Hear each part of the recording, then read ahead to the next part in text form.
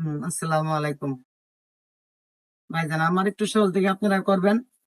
যে আমার 150 বছরের মা, পাগল একটা ভাই, আমার একটা ভাস্তি এতিম, ওদেরকে নিয়ে যেন আমি একটু গুরুস্থানের, আমার আম্মার একটু শুধু গুরুস্থানের জায়গা 3.5 মাটির আশা করছি আপনাদের জনগণের কাছে। আমি বিল্ডিংও চাই না, 5 তলা 10 তলাও চাই না বাবা।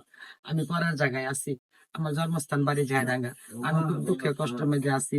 3 জন মানুষ নিয়ে, আমার উপরে আমার নাই স্বামী নাই সন্তান, সবকিছু ত্যাগ কইরা আমি আমার আম্মুরে নিয়ে, আমার ভাই ভাতিজি নিয়ে আমি এখানে আমার বাবার নিকটে আমি একাই আছি।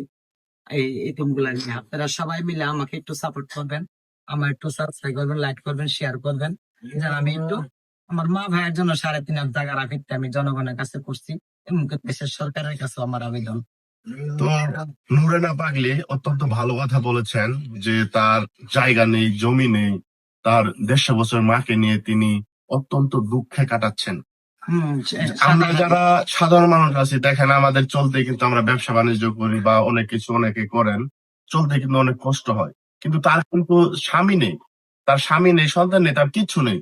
তিনি কিন্তু হচ্ছে অত্যন্ত গরিব। আপনাদের ভালোবাসা চাই, তিনি আপনাদের ভালোবাসা চাই। ভিডিও গুলা শেয়ার করে দিবেন এবং কি আমি কমেন্ট বক্সে আমি বিকাশ নাম্বার বা নগদ নাম্বার দিয়ে রাখছি, যাই যতটুকু পারেন, বা আমি স্ক্রিনেও নাম্বার দিয়ে দিব, যাই যতটুকু পারেন নগদ বিকাশে আপনারা সুন্দর করে টাকা পাঠাবেন, আমি তার হাতে দিয়ে দিব।